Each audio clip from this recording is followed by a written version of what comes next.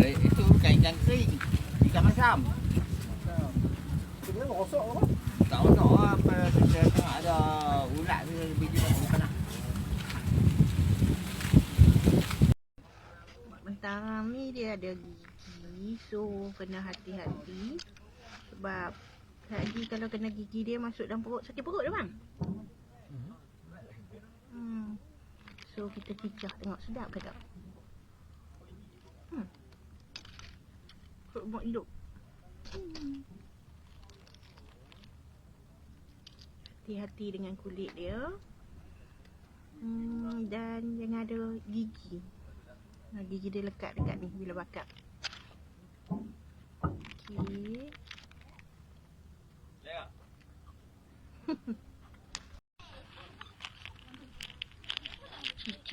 Cicah makan.